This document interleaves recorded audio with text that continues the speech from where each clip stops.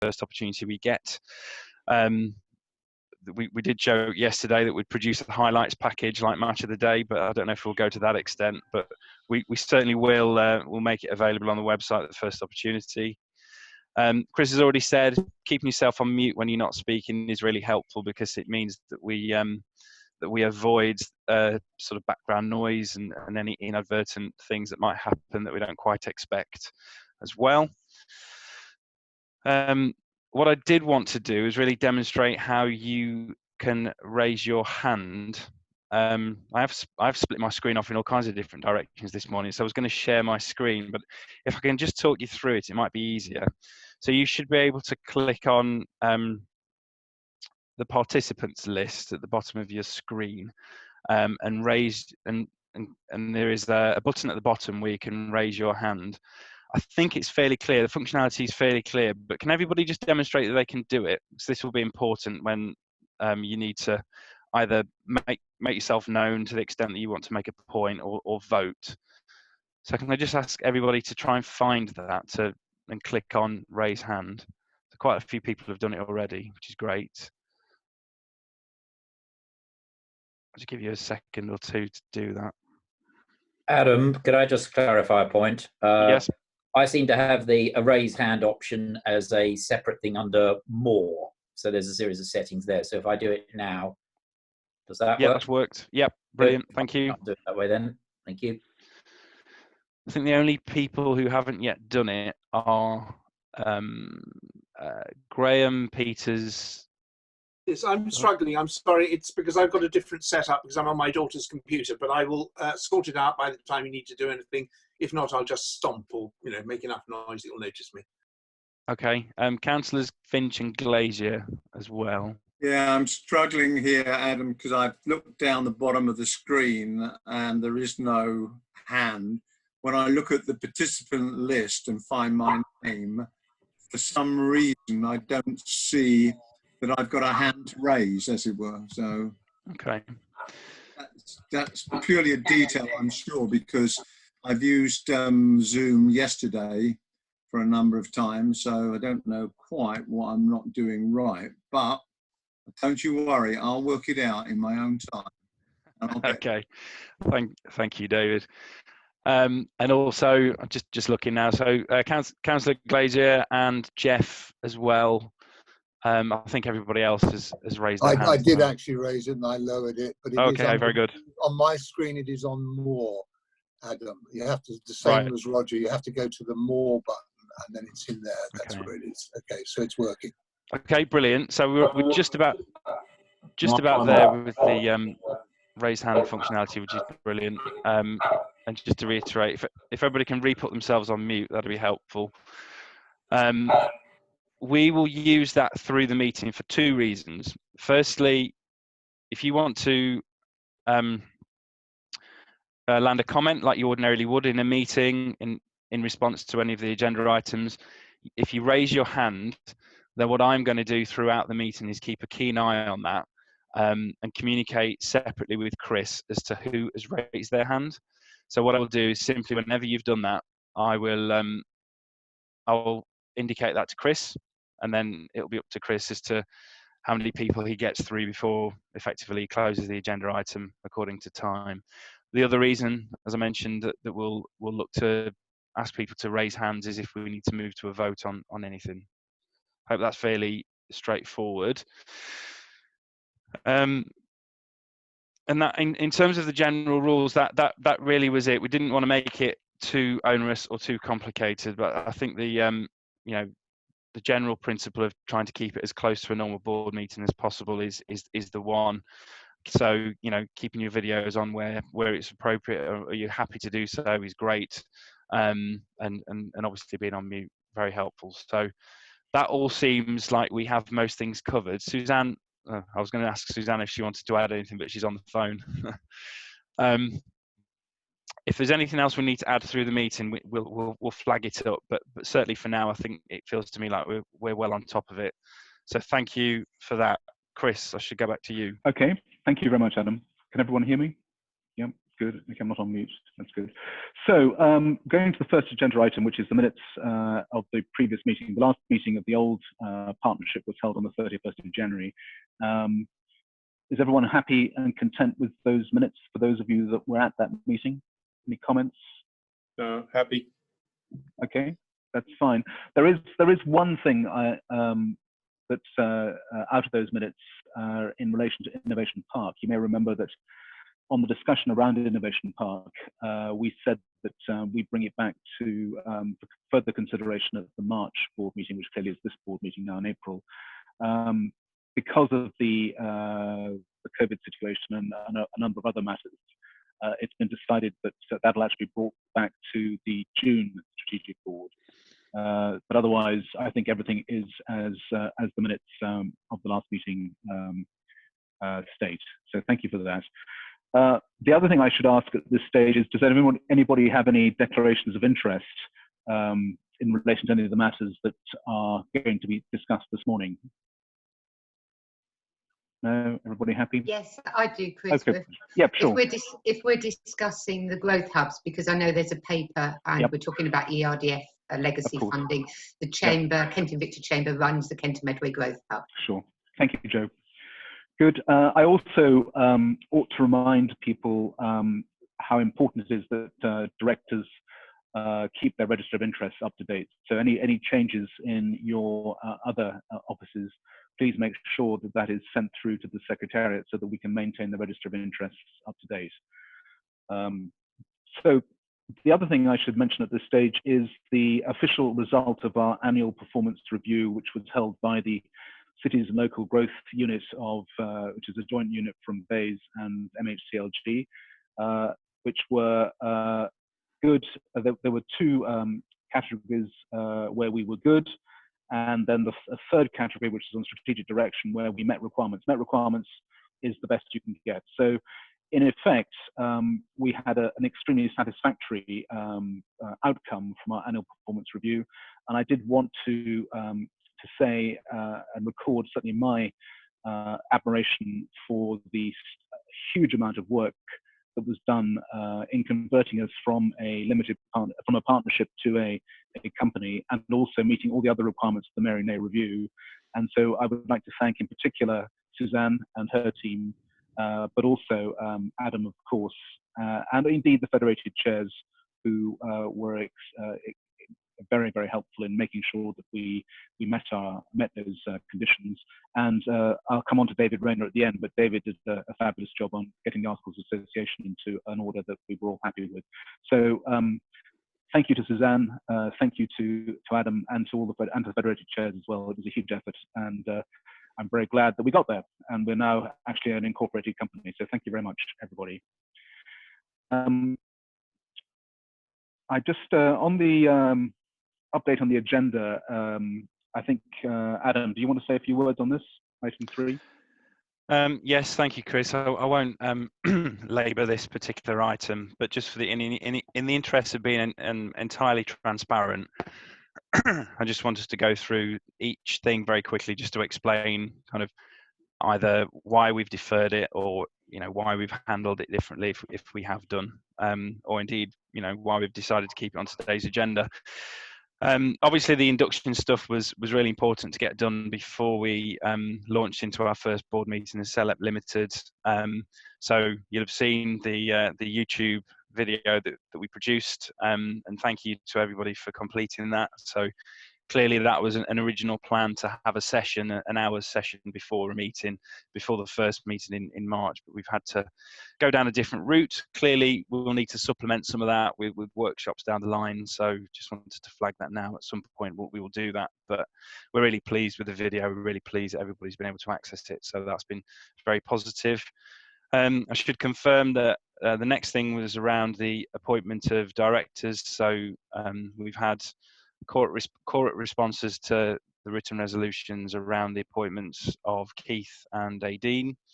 Thank you for that. We have retained the item on the agenda relating to terms of reference, framework agreement and other policies.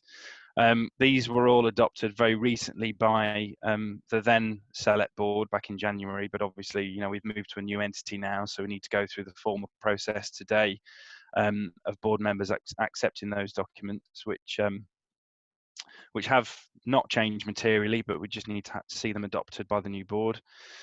SME board champion was the next one. Very important that we discuss that and get that right. We've had a few people put their names forward to be the SME board champion for CELEP. I think we should undertake that when we're able to meet and have that discussion in person. So therefore, we're not proposing that we tackle that one today. The delivery plan, clearly, the activities of my team and the LEP generally, I think, are going to change hugely as a result of COVID-19 and you know the transformation negatively of the economy as well. So we know that means our jobs change significantly. Therefore, we did have a delivery plan ready to be agreed in March. I think it's prudent that we hold that we change that we rework that, we look at what the next few months brings and bring that to a future board meeting, but obviously not today's. The next one was a coastal prospectus. We think that it remains really important. Some of the issues that are highlighted in that piece of work are exacerbated by what's going on at the moment. So we'll discuss that briefly at the end of today's agenda, hopefully. LGF update was the next one. So there are obviously major impacts on most projects through the crisis, resulting from the crisis. So those impacts are complex and wide-ranging. Rhiannon and her team are looking at that right now and will be over the course of the coming weeks. So it doesn't feel appropriate to discuss the LGF programme now, given that so much of it will change and tweak over the coming weeks and months. So that's why that's been held as well. We've run a written resolution on consultation responses. So Chris is empowered by the board to put in responses to consultations that run between now, certainly in the next meeting and in the short term. So obviously there's one on the Lower Thames Crossing for which we've had a short deadline to enable us to get the response to the written resolution. A short extension to the deadline for us. There is also our response on the Freeports consultation, which is now expected that's been extended for everybody until July. And there's also a consultation on Bradwell B in Essex. And that's something that we'll want to respond to as well. Chris has got the delegated authority of the board to respond to those consultations. And of course, we'll keep you updated as to how we respond to those things. So on just on the Lower Thames Crossing one, Adam, which is almost complete now. Yeah. Presumably that will be circulated to board members when it goes in. Yes. So we have that. We have that more or less agreed by you, I think, as of yesterday. So we'll be sharing that one certainly.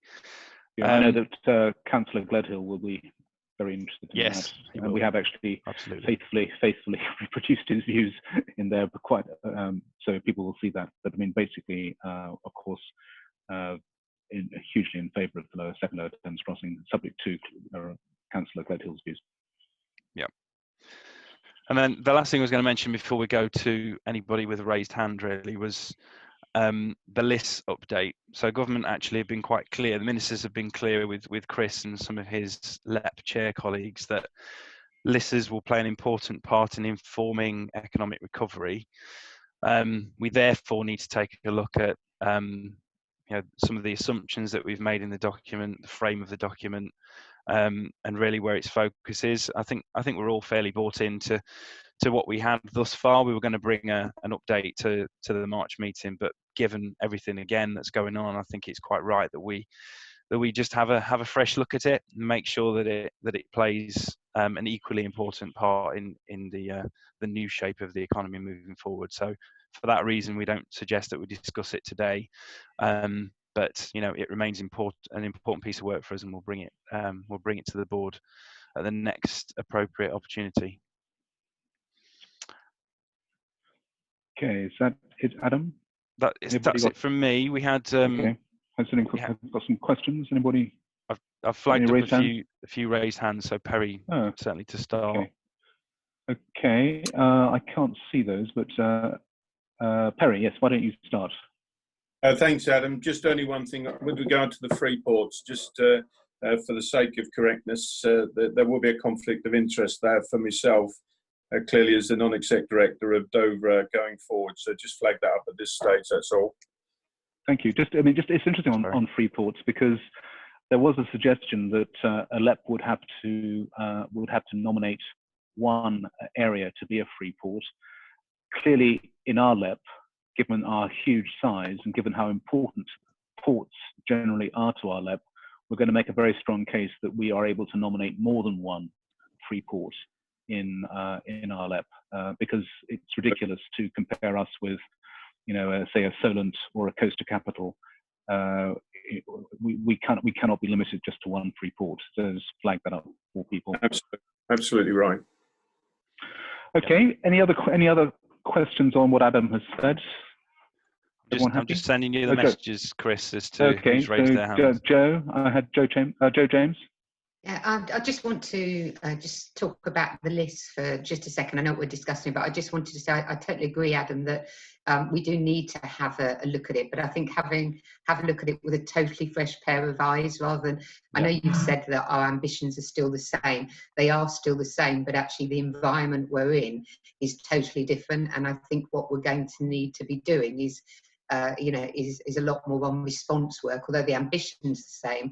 I think how we get there is going to take us longer, and we'll probably have to go a different route.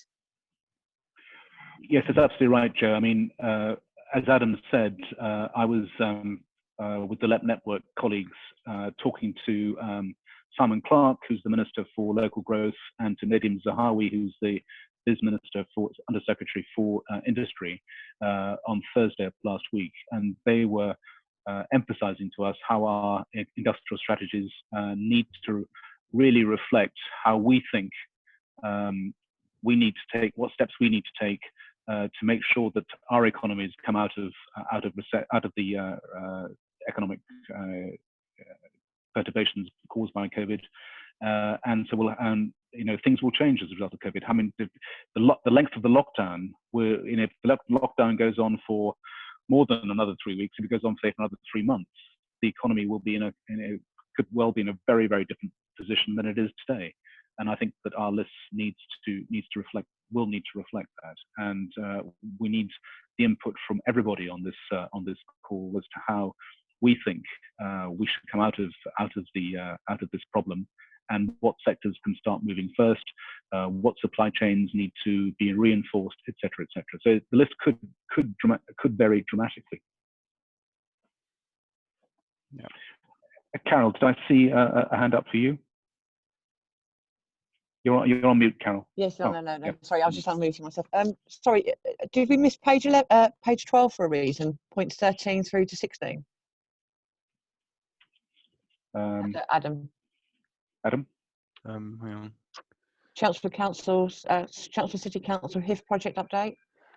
Oh yeah, apologies. Yeah, so that was. So we one of the things that we're very keen to do at board meetings, Carol, is actually bring alive some of the big projects that are happening, where we've had a big hand or a small hand. And we were quite excited to hear from Chelmsford City Council. The chief executive was going to come to the March meeting and discuss some of their plans in the north of the city.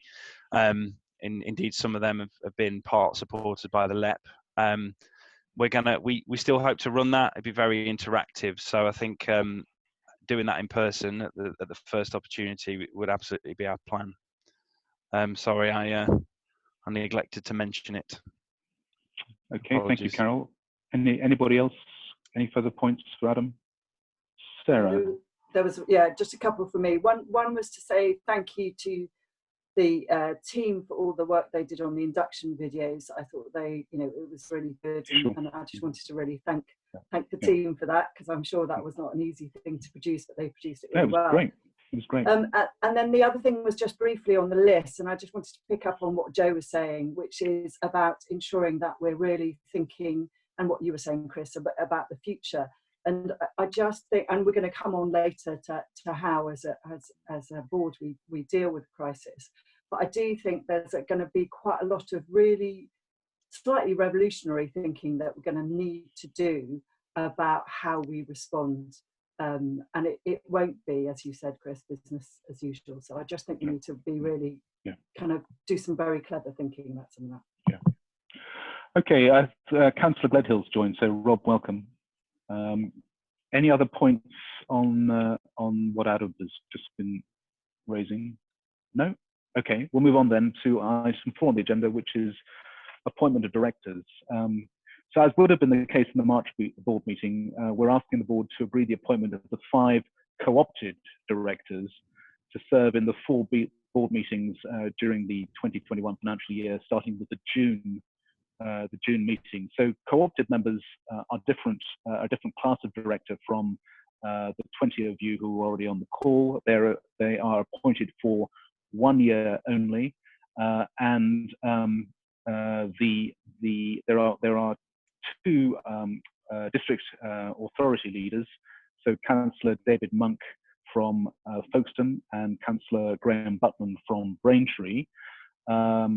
We have 1 co-opted member to represent the universities, and this is Professor Karen Cox, who is the Vice Chancellor of Kent University.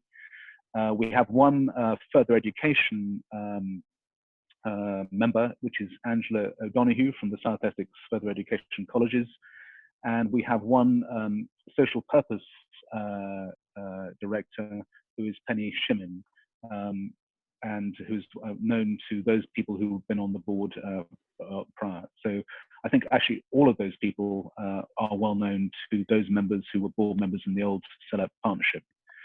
So what I'm going to do is put a resolution to the meeting that they be appointed as directors, as co-opted directors of the South East Local Enterprise Partnership Limited for a period of 12 months from commencing from the June strategic board. Is everyone happy with that? It's agreed. Okay, thank you, everybody. Thank you very much. Yeah, agreed. Thank you. Do we need shows of hands, Adam? How do we Yeah, if you know how to show your hand, do show your hand, just so we can count them, and that would be helpful. So thank you, everybody. So we've got 16 hands. Great. Okay, perfect. So in that case, we'll move on to item 5 on the agenda, which is inviting the CELEP Limited Board to adopt updated versions of the policies previously agreed by the CELEP Strategic Board when it was a partnership.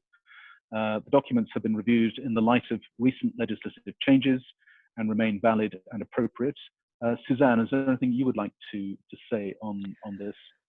I'm sorry, I've just seen that there was a message from Perry about how the co-opted board members were selected, so I was just going to pick that up. Oh, okay, yeah, sure. Yeah, why don't you do that, Suzanne? Yeah, very quickly. So it was agreed through the review process that the local authority reps for this year, there would be 1 from Essex and 1 from Kent, and the local authorities in Essex and Kent respectively were asked to put forward a rep.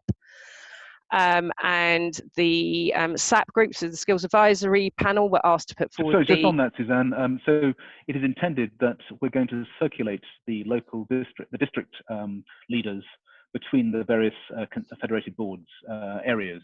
Yeah, that's the right way to do it. So yeah. next year it will be the turn of other areas.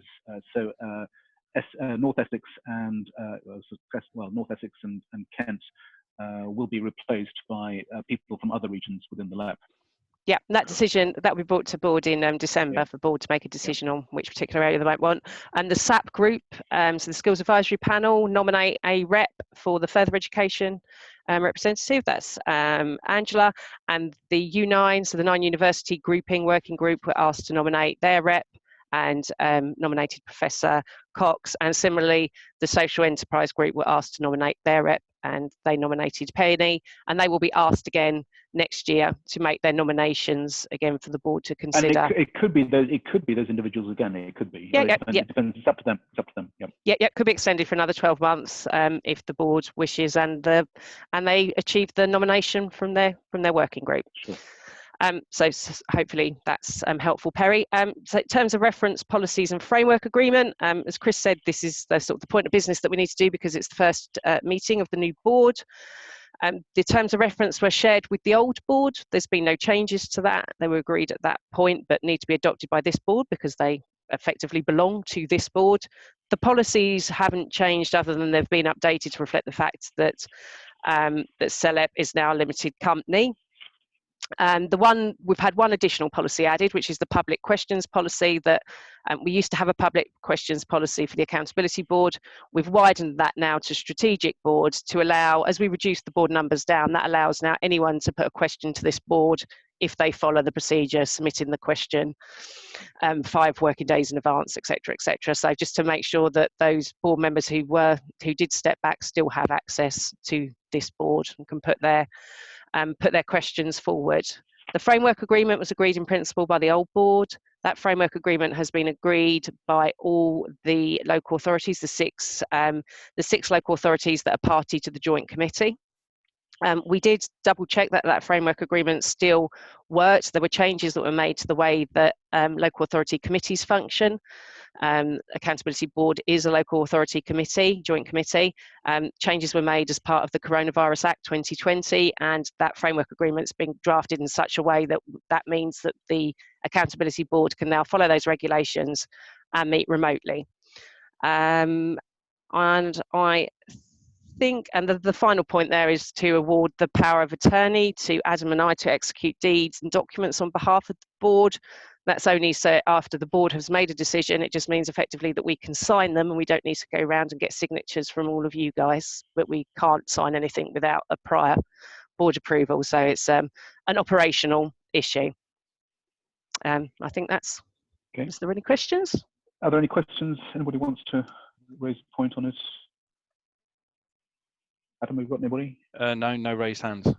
Okay, so what I will do then is ask you to agree the terms, to adopt the terms of reference, to agree to adopt the board recruitment policy, to agree to adopt the code of conduct, to agree to adopt the complaint policy, to agree to adopt the conflicts of interest policy, to agree to adopt the public questions policy, to agree to adopt the subsistence and hospitality policy, to agree and adopt the whistleblowing policy, to agree to enter into the framework agreements, to resolve to enter into the power of attorney to appoint the CELEP CEO and COO to act on behalf of the company by signing, executing, delivering and issuing the agreements, documents, certificates and instruments required in and set out in section 5 of the report. And finally, to note that the CELEP assurance framework continues to be enforced. Is everybody happy with that? Can you raise your hand to vote?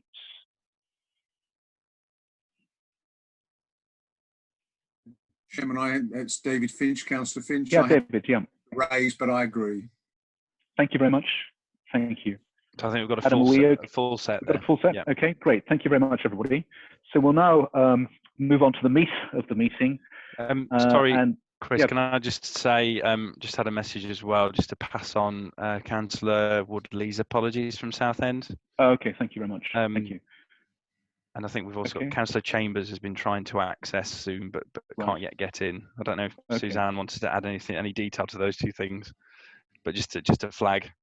Okay. Apologies no, from Ron. And They're having some technical problems, so they do very Right. much want to be here, but they're having some Sure. technical issues, which Okay. unfortunately I think is the case for the first of these meetings. Sure. So they just both Sure. pass on their apologies. Okay. All right. Well, thank you very much, everybody. We'll move on to agenda item 6, which is the COVID-19 update and response. Clearly, this is the most important. These are the most important things any board would have to discuss at this particular time. How we as a local enterprise partnership can act in support of the economy. What, if any, changes we need to make in our approach to funding. How we can play an appropriate role in supporting the economic recovery. So this is a 3-part agenda item, and I would ask Adam to take us through part 1. Adam. Thank you. I'll keep mine really brief because I'll invite Suzanne and Rhiannon to come in with the other two papers, which are the meat of the item. I guess so 3 papers, as you've said, Chris. The first one that I'll talk to is just to note, really, and it's just worth just flagging up with board members that we've undertaken activities that are an enhancement of our normal activities, I guess, over the course of the last month or so in respect of some of the information sharing we've been able to enact, and that's sort of feeding things up to government and then passing messages down through the networks as well, and specifically the Growth Hub. And obviously aligned with that, there's been a big pickup in some of our communications activities as well. You will have noticed that we disseminate a daily briefing, which is a summary of all the messages coming from government, which has been well received by local businesses. We have undertaken a survey, which really gives us a good sense as to where the economy is across the patch at the moment. We've been able to use that to inform some of the stuff that we've done. We'll obviously use it to inform information that we take to the board down the line, and also very importantly, it gives us a way, a solid foundation upon which to base some of the statements that we put in government's general direction as well about the state of the economy here at the moment. The Growth Hub is more important than ever at the moment. That's in respect of the general business support that it offers, but also those connections too. And we're working that across the patch. That's working very strongly. We're also continuing to work with our neighbours. So last year, you'll be aware that we were clustered together by BEIS with our neighbours in Hertfordshire and London. And that was really around Brexit and a lot of the joint work on that and informing businesses about next steps around Brexit. That specifically the Ready 2020 campaign that associates with that has been changed to really reflect what's going on at the moment with COVID-19. So actually there are workshops that have been repurposed and delivered virtually, linked to all of that. So it's a very active part of our work at the moment, and we only really anticipate the Growth Hub becoming more and more important as the weeks and months go on, and I think business support generally will be a much more mainstreamed, if you like, in terms of our overall activities. So I think what we should certainly seek to do is make sure that we take every opportunity over the course of the next board meetings to put board members fully in the picture as to what those activities look like. I would just add to that also that the Digital Skills Partnership, for which we are one of 4 pilot areas nationally, has been very active in connecting businesses and really pushing that agenda, which has been very good. And something you intimated at the beginning, Chris, that I think is really important for board members in particular to know, is that our link to government, to ministers, to MPs, is stronger now than it's ever been before, and a lot of that is due to Chris's membership of Let Network Limited, and Chris's role as representative for all the Southern LEPs on that group. So that gives us a much closer link to government than I think we've ever seen before. Just on that, Adam, I mean, so what we're doing, just so people understand what is happening. So alternate weeks, we speak to the 6 regional chairs, plus the Let Network chair, speak to officials at director and director general level at the city's local growth unit, and then the other week we speak to usually it's Simon Clark and Nadine Zahawi, who are the local growth minister and the BEIS industry minister. And at the moment, it's really been a question of us feeding information into them as to what's happening on the ground, and that's why it's so important that I get information from you, which I've been getting through the federated chairs and through Sarah, and also from the same from the other 6 LEPs in our region to feed in. So if there are things like, we've been talking about airports, we've been talking about the difficulties in the horticultural and agricultural industries, we've been talking about the difficulties that the cultural networks are facing at the moment. Those are the things I've been talking to ministers about. But if there are other things that you want me to feed into ministers, please let me know.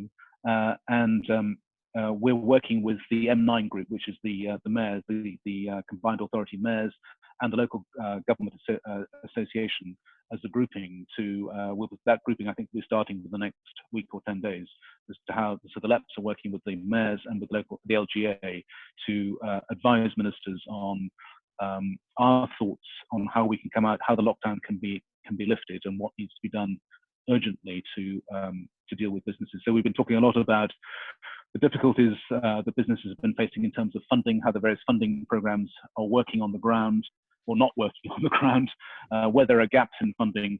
It's those sorts of pieces of information that are fed into officials and ministers so they can adjust and recalibrate the schemes on funding, for example, to make sure that vital parts of the economy are not missed out, and that people are actually able to access funds, which sadly, as people will probably know, there's been a fair amount of difficulty in accessing those funds so far. I mean, there's been huge programs, billions, many hundreds of billions have been announced, but actually only about $1 billion or so far has actually been delivered. And so we're feeding into ministers where the problems on the ground are actually existing. Thanks, Chris. I mean, for my part with that information paper, the first paper, that's all I really wanted to say. I guess it's really just so sure. board members can note what's been undertaken thus far. Sure. Anybody got any questions or comments on that? One from Joe, Chris. Joe, yes, Joe James. I just wanted to just pass a few comments on that. One Sure. about the Ready 2020 cluster. That worked very well with the Ready 2020 campaign. So, I think it's quite good that we're using that same network again. But one thing I would just say is that we can benefit from the economies of scale of the much wider group, particularly when it comes to look at things like webinars, looking at marketing resources. That worked very well. But the one thing I think when it comes to actual delivery, that is done on a local level, because that's where the local market is understood. So that was one point. And the other one on that paper, I just wanted a bit of clarity, was under 3.9. You talk about CEDA will explore how the EDRF legacy funding due to be received. Is that in addition to the existing CEDA legacy fund that's already been held by the local authorities? Adam, yes. Yeah, there is. It isn't a huge amount, but it is a new amount. Okay. Joe, we're just waiting for the grant conditions and sort of the further rules around that. But we suspect that it'll be similar to before. I think. Because it's CEDA legacy money, it's money that will need to be spent in East Sussex or Kent in our terms, but obviously that's the decision for the board to make. But I think we're still awaiting the grant conditions. When I always hesitate to say things about ALDF because then I have a queue of people waiting to correct me, but I think that's right. Okay. So when we know more, we'll certainly let the board know. But yeah, Okay. it is in addition to what was there before, I think. Okay, could I just add that obviously Kent had some CEDA legacy fund already, and the Growth Hub has already been working with Kent County Council and the local authorities in Kent, who are really quick off the mark, I have to say. So I do thank them on behalf of the business community. And on the 25th of March, through their funding, which some of it was the CEDA legacy funding, set up a COVID-19 support service for businesses across the county. So I think it's about 10 working days it's been running now. And in that time has had over 4,000 calls and carried out about, I think it's around about 1,600 one-to-one business advisory sessions over the various platforms. So there was a real need, and I think that funding went to really good use. And yeah, just to thank the public sector for their quick response. Thank you, Joe. So I've got Carol. Carol Ford, you're showing as wanting to speak. Yes, if that's okay.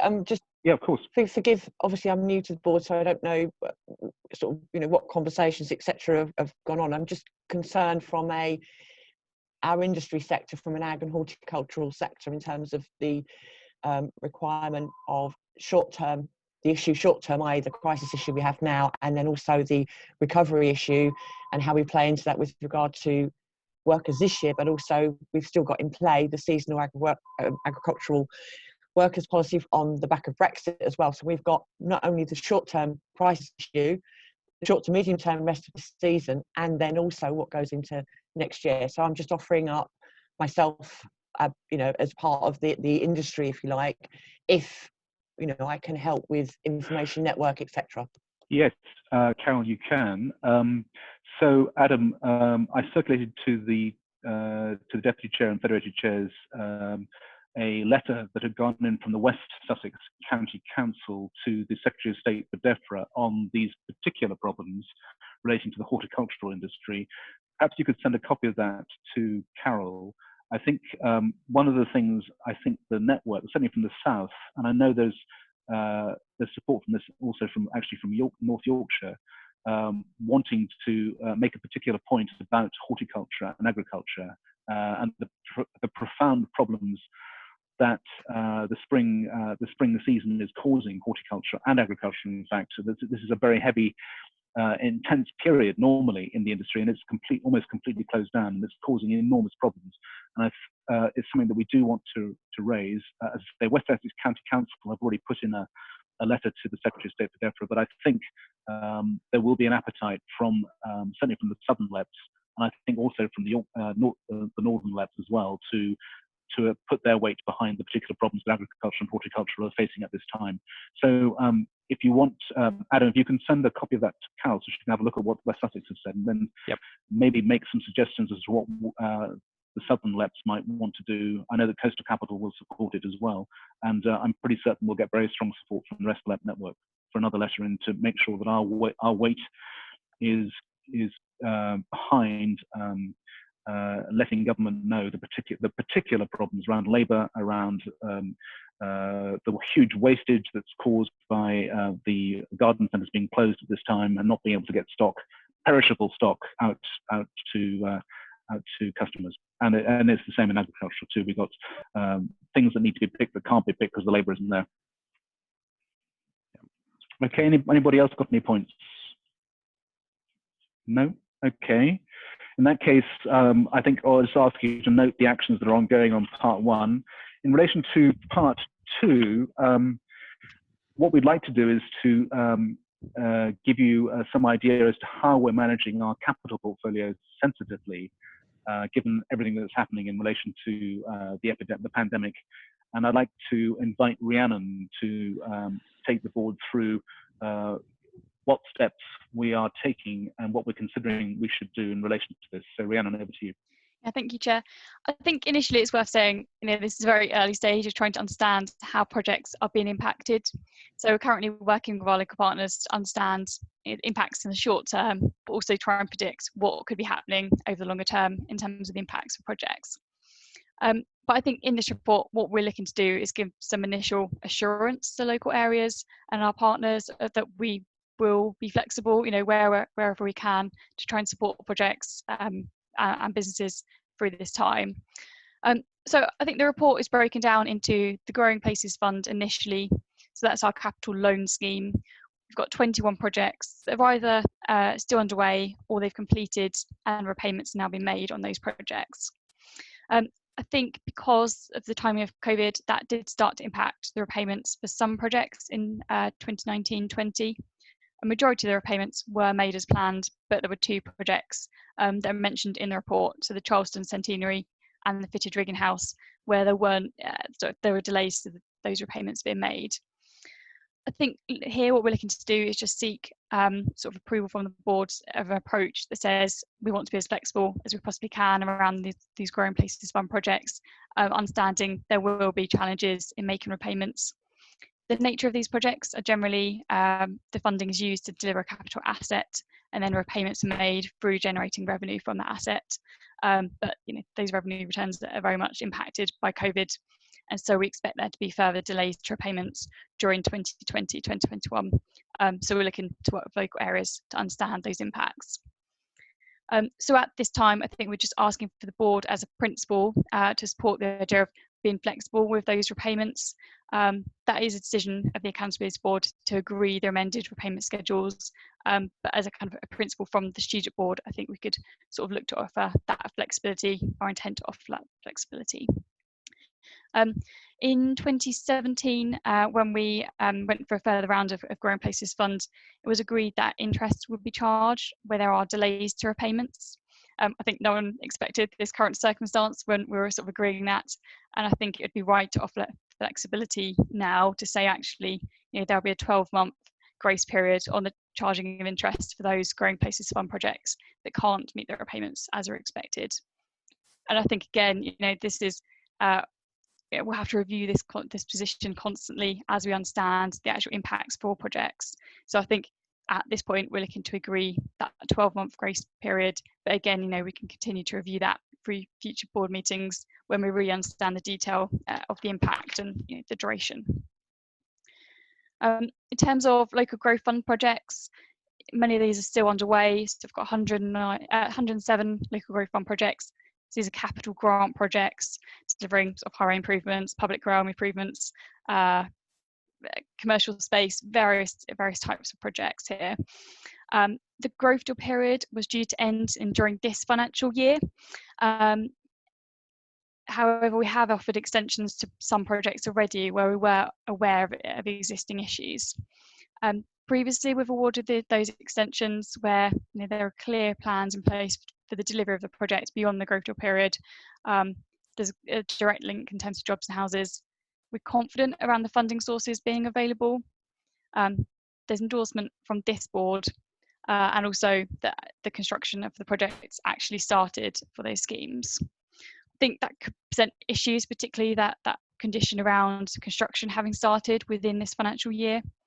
I think we're seeing projects, some of them are still continuing on site, whereas others have stopped completely. I think there are delays around things like planning committees not taking place, and therefore we're seeing the impact on various projects. I think there's some wider risks that we're also monitoring around the wider supply chain, increases in costs, particularly around materials that are required to deliver the projects. So that's something we're continuing to deliver. But I think in the short term, again, partners want that assurance that they won't be penalised for going beyond the 31st of March 2020, so the end of this financial year. So I think at this point in the report, there's a formula proposed which suggests that we should be offering at least the duration of the social distancing measures plus 2 months to offer that confidence to areas that they can progress projects and they won't be penalised for those delays. I think through conversations probably in the last week or last few days, there's been an indication actually, a blanket approval of further 6 months extension of the growth deal period would be much more beneficial at this stage rather than that formula proposal. So the board might wish to actually say, we'll just offer a 6-month extension to the growth deal period. And again, like with Growing Places Fund, I think we'll need to continue to review this position. We're currently going through the process of trying to understand the impacts on our projects. So again, I think it'd be sensible, we'll bring back an update report in the next meeting in June, also again in October, where we might have a bit more information around how long do people actually need in terms of those extensions, but also understanding the wider impacts in terms of project cost increases, delays, the delays of the benefits of those projects. So where we'd committed to deliver jobs and houses, how are those benefits going to be impacted as a result of COVID. So I think, at this point, I think a 6-month extension is perhaps my recommendation to the board, with the intention to review that position in June and October.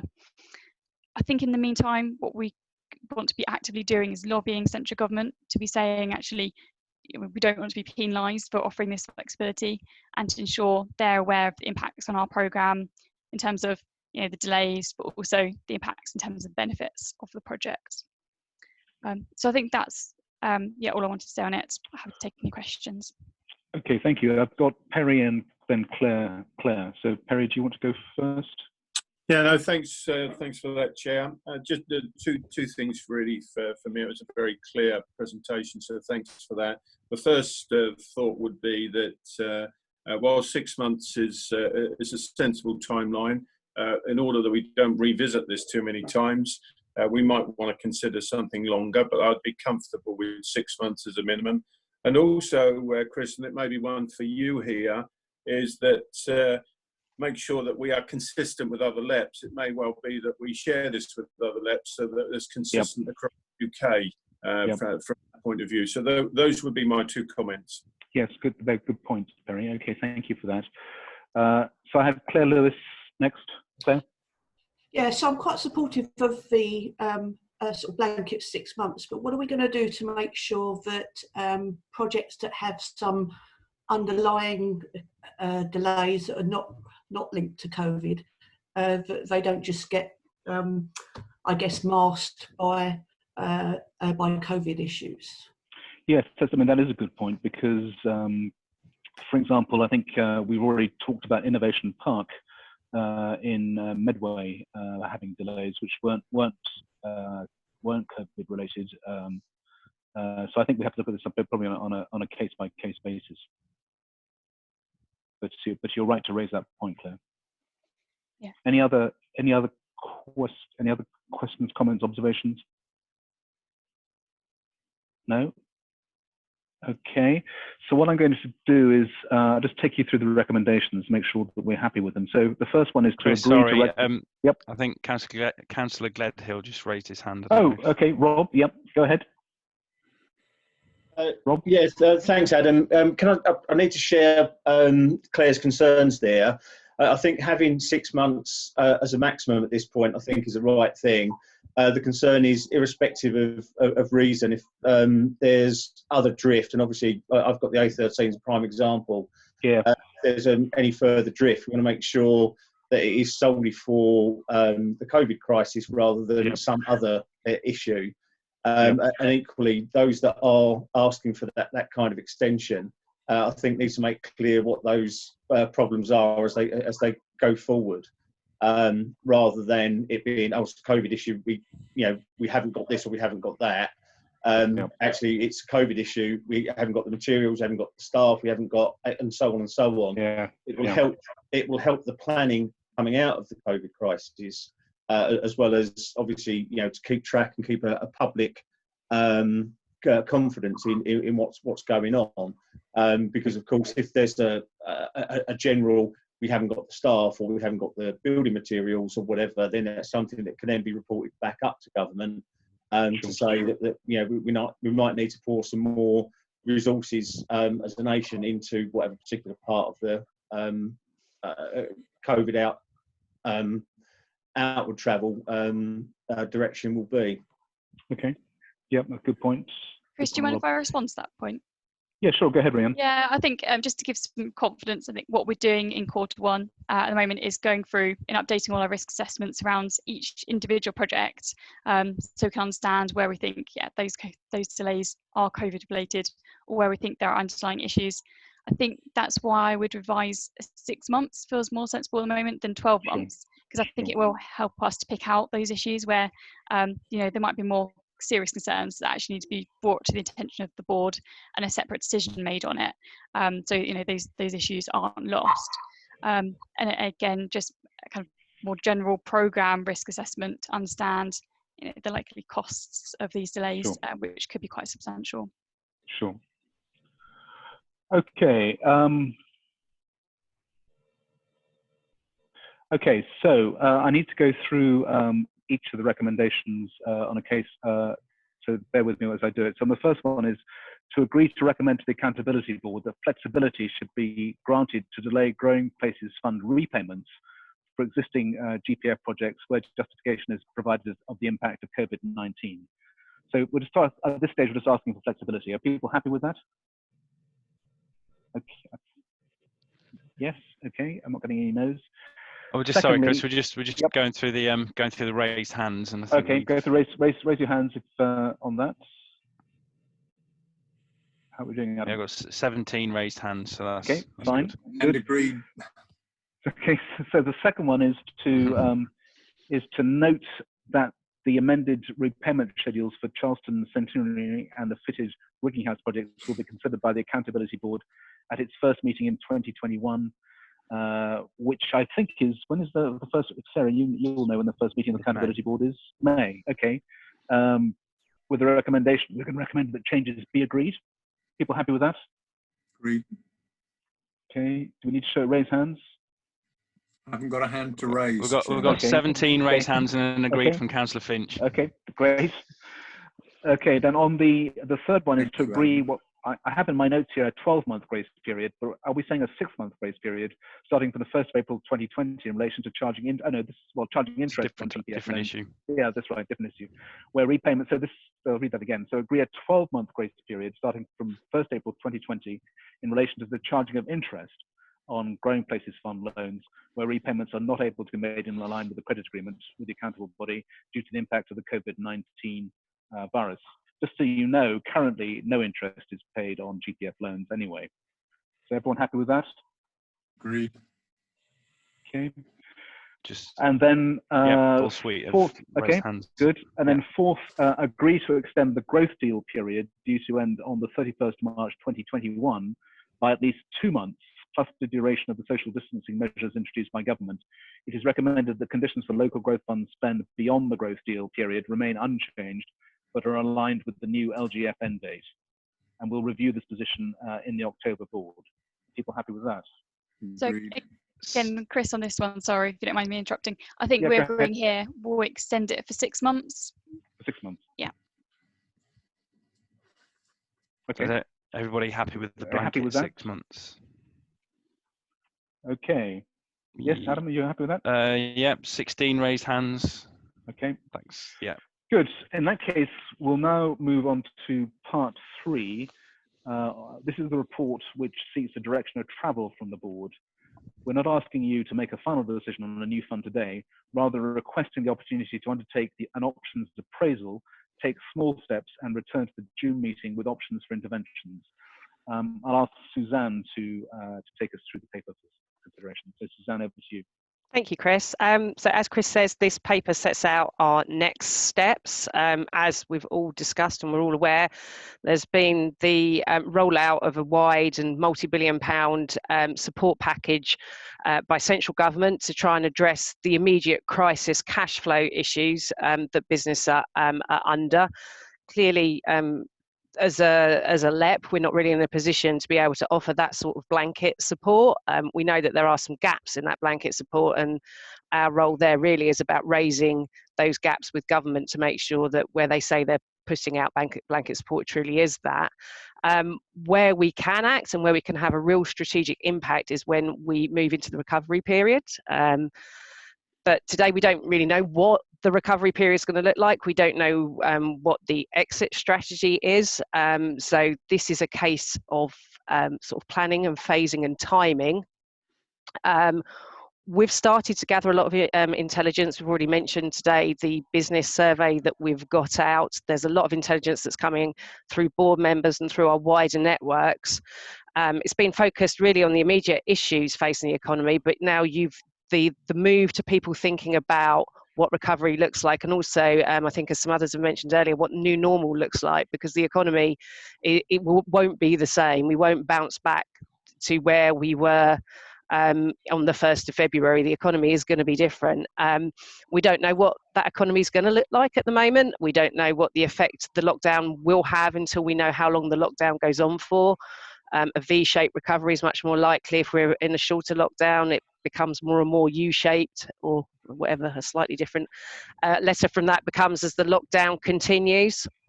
So what we're proposing is that we go through the period now through to June, gathering that evidence, assessing what the evidence says, thinking about what interventions we need to take to support the economy when recovery starts to come, when the exit strategy is published and we know what the timing is, when we know what sectors might be coming out and in what order. So what we also need to do at that point is think about what funding we have available to be able to support those interventions that we'd be designing to support recovery. Rhiannon's set out the position on LGF. We know that those funds are largely committed now, and that the costs for that programme are likely to rise because of the impact of the crisis. We do have a confirmed now £22 million of Growing Places Fund for the new members of the board. The Growing Places Fund has been used as a revolving loan fund. They're concessionary loans offered to support sort of 4 years or so. I think the payback period generally is. We had a call out for the allocation of that 22 million that was running in the last few months. We were actually supposed to be meeting today to make a final decision on the allocation, the prioritisation of the projects that have come forward for that funding. We've postponed that meeting because that now is really the only sizable fund that we have available to us. If we did choose to repurpose that funding, we do need to make a bit of an assessment of the opportunity cost of not making the investment in those projects that have come forward for that latest round. I think that is only fair that we go through that process, especially for those delivery partners who've spent a lot of time, effort and money in some cases in putting forward their bids. There's sort of time, effort, resource and investment that's been made within the team, and there's a bit of a sunk cost there. So we will have some conversations with the delivery partners to understand which of those projects can still come forward if we did choose to go forward, because some of those projects probably are less viable now.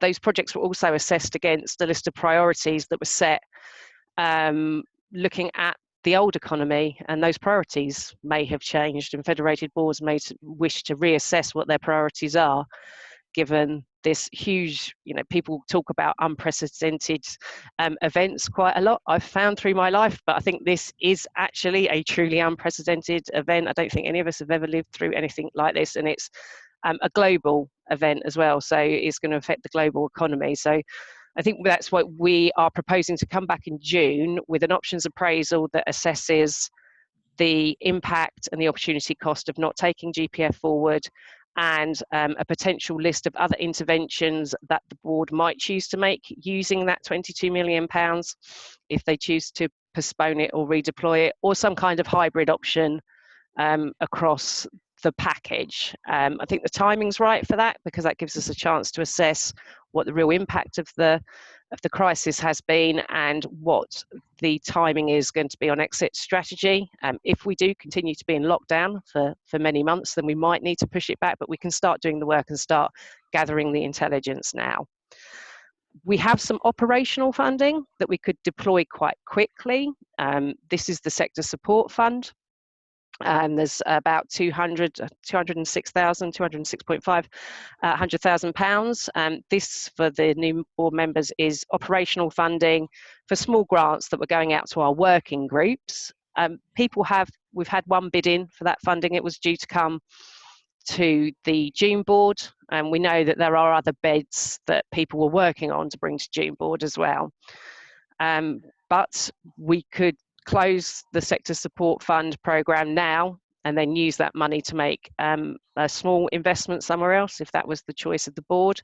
There is a Crowdfund UK initiative that some other LEPs have invested in, and that BEIS have suggested to us. This is a Pay It Forward initiative, which the details are in the report. I won't go into detail, but effectively companies put their campaign onto Crowdfunder, which lots of people have seen Crowdfunder campaigns before, and they sort of make pledges to customers. So it allows, if you've got a local company that you support, you can support that company through the crisis, and that company will make a pledge back to you that when things are back and operating in a more usual way, you will get your pledge back. So, for example, one of the ones we looked at very recently is a community radio in the area that are pledging. So if businesses make some support now, they will promote them in future when the radio station's back up and running.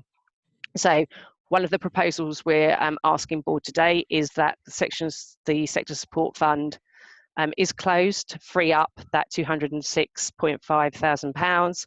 And then that we go away and do a bit more due diligence on the Crowdfunder UK initiative, and then to come back either through written procedure or through the committee if it's set up, to make a decision on whether to invest that money into the Crowdfunder if the due diligence pays forward.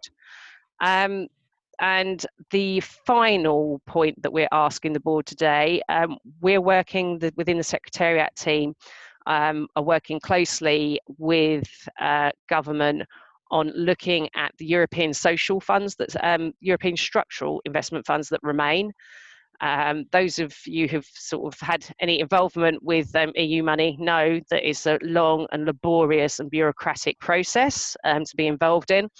We're trying to get government, and government also trying to work with the Commission to repurpose some of that funding. It's very strictly locked down in the way that it can be applied, and we would like to have that loosened up somewhat so that we can redirect funds and be able to support businesses through the crisis and into recovery. We'll be making a technical response to MHCLG on the ERDF funding, and it would have more weight if it came from the board, but what we're actually asking for here is for us to make the technical response and to get Chris's approval on behalf of the board rather than it having to come back to you all. Now, I think that is my overview. Thank you. So I've got a number of people showing hands. The first two, we weren't quite sure whether it was they hadn't raised their hands, they hadn't lowered their hands from voting before. So the first one we had was Liz Gibney. Were you wanted to raise? No, wasn't. That's fine. And then the other one was from Roger Goff. Was that the voting one, or did you want to make a point, Roger? Well, it's a combination of the two, actually, Chris. Oh, okay. I hadn't lowered my. I realised I hadn't lowered my hand, but there were some points I wanted to raise. So okay, Roger. Just so everyone knows, I've got Roger, and then I'll do this in this order. So Roger first, then this is the order that raise their hands: Perry Gladding, Joe James, Graham Peters, and then Claire Lewis. So anybody else wants to raise their hands, please do that, and Adam will note it, and it'll get through to me. There are some more. I'm just going to advise you of the extra ones as well. So Matthew, Keith, Fielders, and Jeff. Oh, don't worry, I'll send you a message, Chris. Okay, thank you. It's fine. Okay, so we'll go first to Roger, then to Perry. Roger, so over to you. Yes, thank you. A few points of concern on my part. Sure. I mean, there are areas in this which I'm very supportive of. So I think in terms of delegating to you to make the sort of technical response on the European funds, I think absolutely fine. The crowdfunder initiative, I must admit to being somewhat sceptical of. It doesn't feel as though it would particularly fit with what we've taken to be our strategic priorities. And so I am dubious about whether it makes sense there to be stepping aside from the sector support fund for that. In terms of the item, I think it's 4.3 on Growth Hub additional funding. I think this ties in a little bit to what Joe was saying earlier in the discussion that, that actually links possibly slightly to a further point I was going to make. But I think simply to say that in terms of Growth Hub additional funding, we would wish to see that. I think the case for doing that at the level of the local boards makes a great deal of sense. If we are looking for speed and local responsiveness in terms of doing that, then I think the delegated boards are the way to go on that. And I think speed and local responsiveness actually probably quite key just at this moment. And finally, a related point, this was what actually I was going to link to Joe's comments earlier on, which is in, where is it, a little bit further down, on the CEDA funding. Yes, I think this is particularly 4.4. A little bit of ambiguity, I think, as to what's being proposed there, but I think it is pretty clear that that money does, under MHCLG and other requirements, need to be spent within the area it was originally delegated to, which is the old CEDA geography. So in this case, Kent Medway, East Sussex, and that does tie into Joe's point that we had already committed a chunk of it in support of the Growth Hub and its support line on COVID-19. Thank you, Roger. All good points. We'll take those into account. Thank you. Perry, I think you were next. Yeah, no, thanks, Chair. Just a couple of me. One, a good piece of information, Suzanne. Just want to make sure we encompass the local industrial strategy in view of the changes that clearly that will affect that document going forward. I'm sure you will. The other thing to do with crowdfunding, I agree with Roger. I'm not totally comfortable with this, and I'm not sure it sits right with what CELEP is all about. And I do have a slight concern that we are slightly knee-jerk and with regard to doing something here, but nevertheless, let's get the due diligence carried out, as long as this is good use of the exec's time. And I'll leave that to the exec to decide through Adam if it's good use of their time. So those are my only comments. Thank you, Barry. So just so that everyone's got a list of who I have at the moment, I have Joe, then Graham, Claire, Matthew, and Keith. So Joe, over to you. And you've got Jeff at the end there. And Jeff, Chris. Okay, Just 2 so points. Joe. Yep. Just 2 points for me. One is on the GPF. And I think it would be good if we could look at a potential hybrid model, because some of those projects in there, and I'm thinking of particularly maybe like the NIAB project, actually they would be those business projects could be quite good in actually helping us in certain sectors through the recovery. So I think it's good if we have some flexibility there. And really just to endorse Roger and Perry, really, I was just going to say about the crowdfunder. I know there's a desire to be seen to be doing something and doing something fast, but I think we need to be seen to be giving a considered approach rather than a knee-jerk reaction. And I think we should be looking at focusing our support on businesses that we know can eventually thrive and have a positive impact on our economy. And looking at that side, looking at the type of businesses on there, which are mainly community type businesses and projects, we could find that we could be putting money in and actually probably just using a sticky plaster, and we'd be losing our money further down the line because they're not able to survive. Yeah, I agree. Okay, thank you, Joe. Very good points. Graham, I have you next. Thank you, Chris. Yes, 2 points, if I may. I think it's a great pity if we use the sector support fund for crowdfunding. I think that needs to be available and flexible for all sorts of things that are coming up as short-term projects to do things now. For example, I'm aware, because it's come through the rural group, of a buy local food campaign which wants to start like tomorrow as quickly as possible, and that could easily be funded from the sector support fund. So I think it'd be a shame to spend that sector support fund, the truly flexible funding that we've got, on something like the crowdfunding. I'd also slightly push for giving serious consideration today to taking a percentage of the growth, the GPF funding, now we know it's 22 million, and at least saying to ourselves, if something comes up in the time before June, we would consider spending that. In the overall scheme of things, losing, say, 10% of that 22 million will probably impact only on one project that's in front of the GPF investment panel. So it wouldn't be catastrophic to lose one project which didn't know whether it was going to get the money or not. I, however, do support the point that we need to do an appraisal of the impacts of reduction in funding generally. Yeah. I mean, I should say that from my side, there's no question of any money being deployed without, obviously, the accountability board, us recommending it, going to the accountability board and having the Section 151 officer sign off. I mean, other LEPs are taking, in my view, a dangerously cavalier approach to just getting money out the door. And as long as I'm chair, we will not be doing that. We will be going through due process. So just to reassure everybody, because the other LEPs are not taking that approach, but that's up to them. Absolutely, Chris. But we could up the pace on that. We could up the pace, and we'll come on to how we might do that. So thank you very much, Graham. Claire Lewis, I have you next. Yeah, just a couple of points. I'm pleased to see that we're going to look at the projects that have been awarded but haven't yet started, because I do think we need to check their resilience against what is a completely different environment now.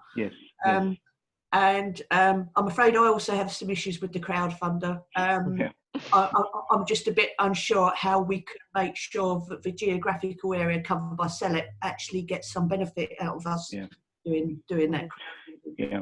I should just say on the crowdfunder, just so that, because I clearly, and I also have reservations about it, but I mean, just so that everyone knows, full disclosure, Solent's LEP are doing a crowdfunder scheme, and the Buckinghamshire LEP are doing a crowdfunder scheme. So I know that within the south, in the southern region, maybe the other LEPs outside our region are doing it, but I know for a fact that those two LEPs are doing it. And just because they're doing it doesn't mean to say we should do it at all. I think one of the reasons they're thinking of doing it is just to be seen to be doing something, and that is not necessarily a good idea. Thank you, Claire. Was that it Chris, from you? Yep.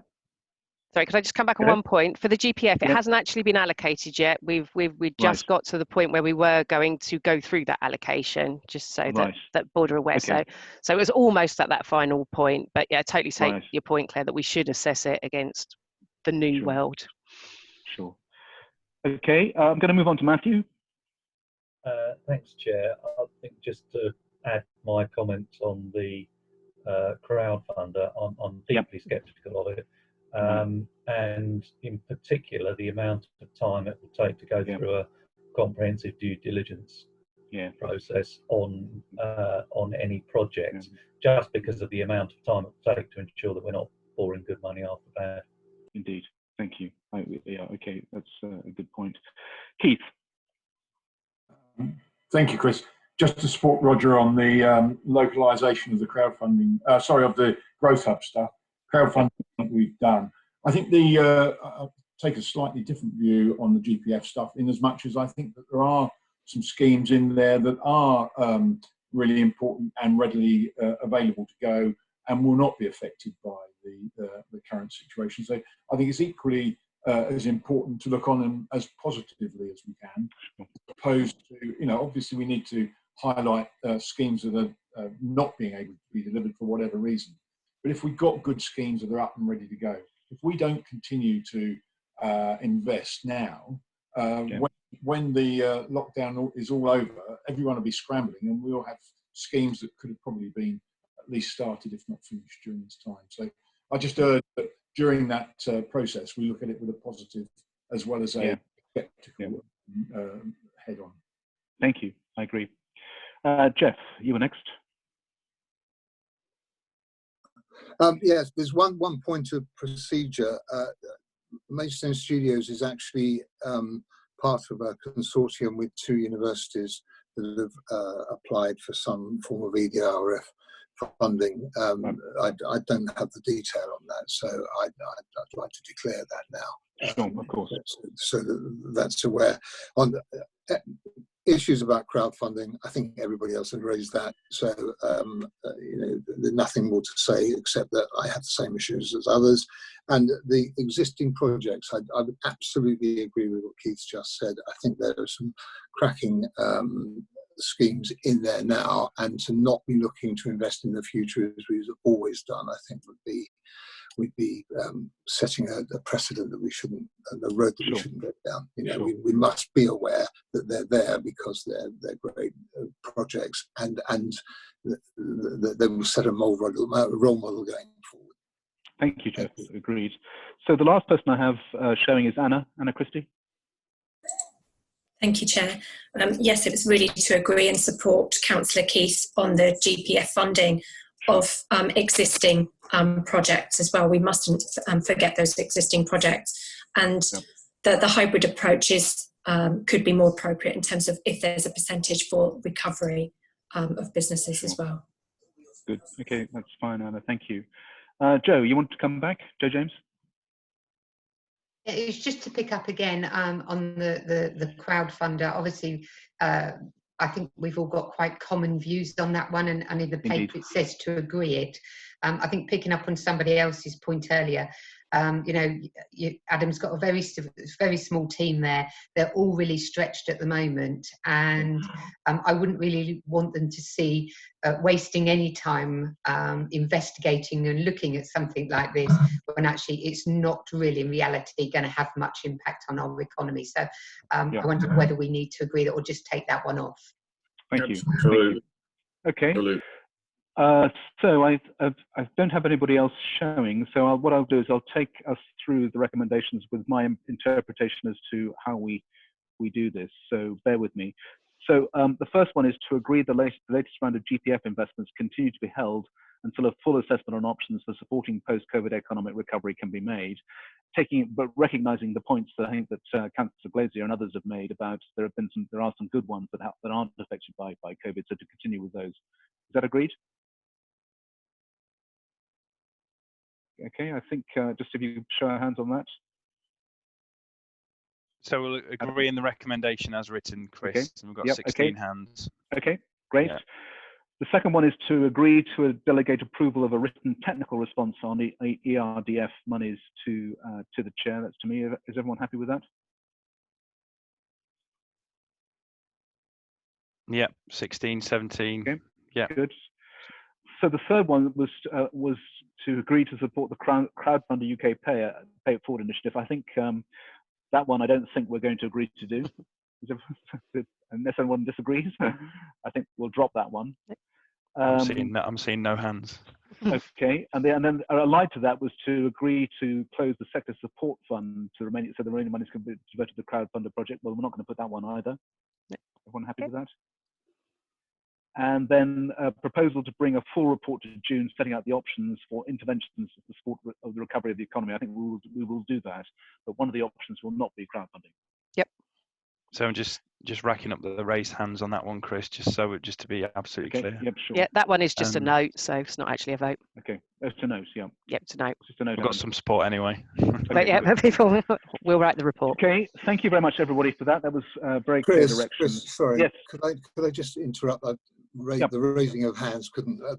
Just to be clear in my mind, you stated obviously the good projects and the existing projects. Adam said when we were voting that as written, but no, I think we should. I do want to. Yeah, we should look at the ones that are not affected. We should won't form part of that, so they will go ahead. But I think the point that Suzanne made is the point here. We hadn't allocated the new round of GPF to any project, Chris. So okay. I think the answer is that we have to, when we assess all the options, we assess all the options, and that includes looking at the existing plans for Growing Places Fund and whether or not we can use some of the money still for Growing Places Fund for those projects which still stand up in the new world, if you like. Yeah. I think that's the point. Yeah. That's fine. I just wanted clarity of. No, that's fine. Thank you, Jeff. Yeah, thank you for clarifying that. Okay, so we'll now move on to. Sorry, Chris. I had a raised hand from Matthew. Matthew, yes, Matthew. Sorry, that was an error. Okay. Okay, good. We'll move on to item 7 then, which is what I've called the COVID crisis subcommittee. So the idea for this came from a number of reasons. First of all, we weren't sure how the Zoom technology would work for a board meeting, and my impression so far is that the Zoom technology is actually working quite well. I believe that Councillor Chambers, you've now joined us. Rodney, you with us? No, I don't think we've managed to get. So we need to investigate why what difficulties that Councillor Chambers and Councillor Woodley experienced. But subject to that, my impression actually is that the Zoom technology for this board meeting works quite well. Do people agree with that? So we just need to. So we need to review. One of the reasons I was worried that we would have problems convening the board, and that doesn't seem to be the case because we actually can convene the board. Having said that, given the role that I have to the south and also on the national network, and then speaking to officials and ministers, it is absolutely critical for me that I get good information as to what is happening on the ground from our region. And the best way that I've not the best way, but certainly a way I've been doing that is to convene a weekly meeting of the deputy chair and the federated chairs, so that they can feed me information, and indeed I can feed back to them information, which hopefully then they can disseminate to their federated boards. What's coming back to me from the national network and from ministers and officials. So irrespective of whether we set up a formal committee or not, I would still like to, and you should all know that I will be wanting to convene regular meetings of the Secretariat with the Deputy Chair and the Federated Chairs going forward.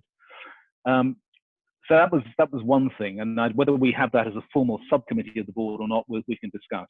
The second thing I wanted to make sure that we could cover is that if we needed to make decisions, we could do that in an agile way, given the crisis. Things come up fairly regularly or may come up fairly regularly between now and our quarterly boards, where we may need, because of the crisis, to be more agile. And so that was the reason for asking for a formal subcommittee. I do accept that we need to, if we do have a formal subcommittee, we need to make sure that we can't not only have business reps, but we also need to have democratic, some democratic accountability, which of course the local authority leaders provide. So those were the thoughts that were going through my head as to why, so that's the reason this item is on the agenda. But Suzanne, I think you might want to give us some more details on this. So the people think, I think for me, the board, this Zoom meeting actually is working very well, but that's just my impression. Anyway, Suzanne, over to you. Thank you, Chris. So yeah, as Chris set out, he asked me to go away and sort of investigate how we could set up a subcommittee that would allow us to make agile decisions. There's terms of reference that are attached to the report, where I've tried to balance between the agility and providing protections to the wider board, that this isn't a process that we're trying to set up to allow decisions to be taken in a non-transparent, back of a smoky room sort of approach. So the subcommittee would exist from midnight tonight until midnight before the next board meeting on the 12th of June. The subcommittee won't be meeting as a matter of course. There are regular meetings, as Chris said, between the chair, the deputy chair and the federated boards chairs. They are not meeting as the subcommittee. The subcommittee would only be convened when there was a decision to be made. The intention isn't to run standard business through the subcommittee. The terms of reference require a justification for the decision being made by the subcommittee and not the strategic board to be made. When the subcommittee was convened, the board would be informed, and they would be informed of what decision was being taken as well in advance of the decision being taken, and the minutes would be circulated afterwards. There'd also be an update at the next board meeting. We've restricted the request is to delegate a lot of the powers from the strategic board to the subcommittee, but we've restricted it. So some of the powers that really aren't appropriate for the subcommittee, such as appointing or dismissing directors, further delegations of powers, setting up other subcommittees, those sorts of powers will not be delegated. The board can revoke the delegation at any time. I've put a process in there for the revocation.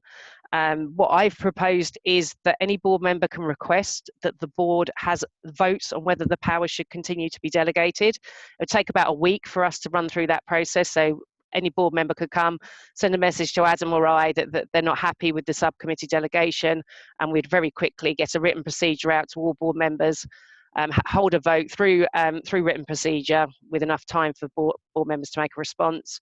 If a majority of board members decided to revoke the delegations, then the delegations would be revoked. So that's sort of the ultimate backup power there for the board to claw back those delegations if they're not happy. I personally think that the chances are that we might not even need to use the subcommittee, but it's a useful structure to have there should something come up between now and June. So, Suzanne, thank you very much. Has anyone got any observations or comments that they would like to? So I've got Graham. Graham, do you want to go ahead?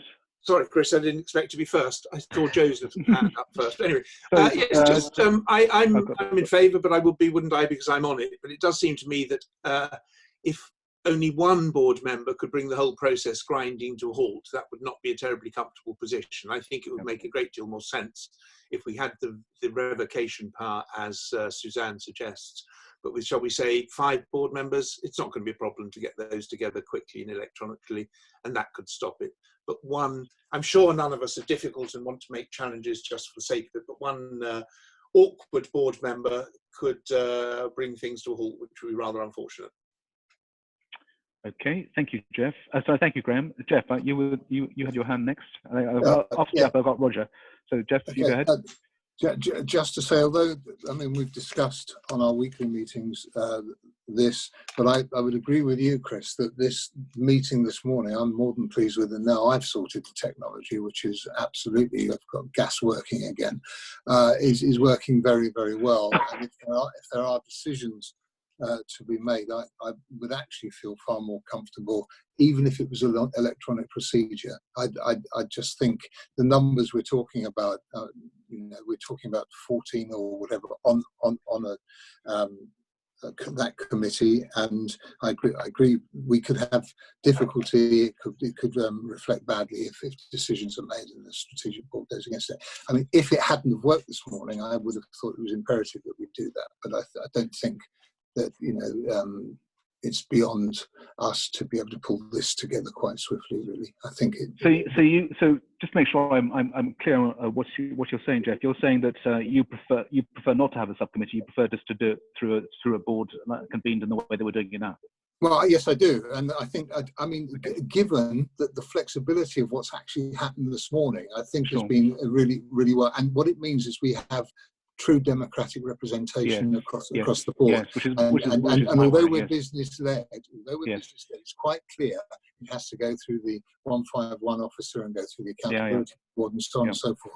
So for the sake of 2 or 3 people, which is, or whatever it is, the numbers, I don't have those in front of me, I think it'd be more secure because the technology is working. No, I agree. Okay, Roger Goff. Thank you, Jeff. Roger. So just unmuting myself. Yes, I mean, I'm of a similar mind to Jeff. I think this morning has worked well. I would be uneasy about the fact, we all accept we are business-led, and that's quite right. But what's proposed here would be, and it's absolutely no disrespect to David, but it would be slightly tokenistic as far as local government representation was concerned. And actually, if you look at 2.2, the range of delegations is actually pretty significant stuff. And I'd be perfectly content with, and I think it's absolutely right, Chairman, that you undertake those slightly more informal weekly sessions with the chairs of the delegated, of the federated boards. And I think that's right and very effective, I'm sure. But I think if we can do this, at the very least, I would like to see this as an absolute long stop. So in other words, if it proves for some reason impossible to get the main board together. But I think actually there's every sign from what we've done this morning that we can get the main board together if we have to make speedy decisions. Sure. Thank you, Roger. So Joe, how do you next? Yeah, I think everybody said actually what I was going to say now, really, which is this works very well. Had it not worked, I think there would have been a need. And I'm always very wary, really, when decisions are made by a small group, because if we're not careful, we can actually, as a consequence, unintended consequence, disengage the rest of the board. So the fact that this works so well, I think we should leave it this way. Sure. Okay. Thank you, Joe. Perry? Yeah, very similar to others. I would just say there's 2 distinctly different things here in the discussion. One is the Wednesday calls that we're having, which are invaluable in passing information up the way and down the way through to the federated areas and up to you in a very timely fashion so that you can have an impact on central government. I think absolutely they should continue and they work well. I think anything else based on today's performance of the board, I think we don't need the subcommittee structure. I think this works well as long as we are all clear what the quorum is to make decisions for the board. Yeah. Thank you, Perry. I have Matthew and then Graham. Chair, I'll actually just put my hand down because I can't add anything to what anyone else has said. Thank you. Thank you, Matthew. Graham? I'd just like to add, I'm not unhappy with the board carrying on, provided it's prepared to convene itself to a quorum at pretty short notice. It's taken us, I know that's because of the technology and other issues, but it's taken us a month to reconvene a board meeting which should have happened a month ago. I hope we will be able to move faster than that if the need arises. And that's my principal reservation against carrying on with what we've done today, which I agree has been a great success. And my argument for a subcommittee, it's not so much the way either works and who makes the decisions, it's the agility with which we could get together. So board members, if they're supporting not having a subcommittee, need to be prepared to not quite drop everything and come, but to to come at pretty short notice, I think, is my principal argument. That's all it's about for me, getting things done. If we need to, we may not need to. Hope you don't. On that, Graham, we would still need to have both the subcommittee and for strategic board. We still need to ensure that there's Section 151 oversight. So that means that papers and reports and things do need to be drafted and gone through a process. So there will be an amount of time that has to happen beforehand. It absolutely won't be a month, as it took us to rearrange this because of all the other stuff going on. But we couldn't say, okay, we need to have a board meeting tomorrow. That just doesn't allow that governance oversight that needs to happen. So there is a certain amount of lead-in time, but that would be the same for the subcommittee and for any extraordinary meeting of the strategic board. Yeah. And Suzanne, just remind me, what is the quorum for a strategic board? I'm going to ask Amy if she could come in and remind me of that, because I can't actually remember. No worries. It's 3 local authority reps and then a rep from every federated board. Oh, okay. Well, that should be manageable. Should be manageable. Yeah. Okay. Thank you. So I've got 3 more. I've got Carol and Liz and then Sarah. So Carol. I just wanted to say months ago, I was having meetings in offices and all around the country, and within a month we've actually turned the whole thing around, and I'm now having meetings very regularly in this way, in this format. I've used a number of mediums, Zoom being one of them. Zoom's very good, and I just advocate the fact that I don't think that we need a subcommittee. I think that we should be able to convene a meeting like this using the quorum facility or whatever. Yeah, I think one of the outcomes of this crisis, good one, is that we won't have to travel so much, which would be fantastic because people are getting used to this sort of thing. So, Carol, thank you for that. Liz, and then Sarah. Liz? I was just going to agree, but I was going to suggest, based on Suzanne's point, perhaps we could put a more regular, just for the short, until June, put a more regular set of meetings in, and then cancel them if we don't need them, just so that we. Yeah, we could certainly do that. We could certainly do that, Liz. So that we're not trying to say have one tomorrow. We say we're going to meet every other Friday. We could have them monthly. For example, we could have one in. We have one in May. Well, June actually is only 2 months away. We could have one in May, and then June. We could do that. Yeah. Okay, great. And then Sarah. Yeah, just to say I agree with all the points. I mean, I think it's been really interesting the way it's worked well. I too have been using Zoom for a while now, and I find it very useful. I think that is a good idea from Liz about putting something in the diary so we can just cancel things when we need it. And I just also wanted to add, and this is probably as a newbie not understanding quite, but it's also a question to Adam and Suzanne really, which is how you as officers are linking back through locally and getting the intel, and whether there is a grouping of local authority officers and yourselves that you should look at that considers on a LEP basis dealing with the COVID crisis and then feeding that to the board. Adam and I discussed this just yesterday. Did. So in answer to that, Sarah, I think normal procedures generally mean that we operate across a range of officer groups across the area. So we've got a senior officer group that supports quite a lot of our work, and we have representatives from each part of the LEP. We were discussing yesterday, though, very specifically convening a group specific to the COVID piece of work. So obviously we've just agreed that we do that options appraisal, look across all the things that we could do on the basis of the agreement that we've just made. And that's absolutely not something that we would seek to do just internally, because it would just, you're setting yourself up to fail, I think, by doing that. So we would absolutely look to, a sort of wide range of officers to come together and work with us on developing that proposal. And, we've done that quite well in the past. I was reflecting yesterday that some of the stuff, as tortuous as some of it was, some of the stuff that we did on the LEP review in terms of engaging people from across the area meant that ultimately the result was positive. Whereas if we'd have invented it ourselves, I think, that's not necessarily wouldn't necessarily have been the result. So absolutely we'll do that, and it's normal practice really for the way that we manage this. Thank you. So Jeff, I think you were last. Thank you. Just to say, I was going to make that point exactly, Sarah, but just the notes come out from those weekly meetings, and then I send that out to officers, and then it goes through. But I was going to ask if the notes and the agenda for our weekly meetings could actually go to the members of this board, so that they can feed into me and whoever. Is because you're sending them out? Is that a problem? Is there a problem with that? Then everybody's fully included, and we're sort of going from the bottom up, which I think is exactly the right way. We try and feed that through. It's just adding names on the address list. I don't know if there's any other. Yeah, I mean, just to add to that, Jeff, I don't see why this board shouldn't receive the minutes, notes of the meetings of the Southern Group and indeed the National Group. No, well, when Chris, you very kindly send them on, I send those off to officers, and I think that they're going out. But you know, there's always maybe a sticking point in the chain. Sometimes I'm not actually sure whether what you've sent is P&C, private and confidential, or whether, you know, so.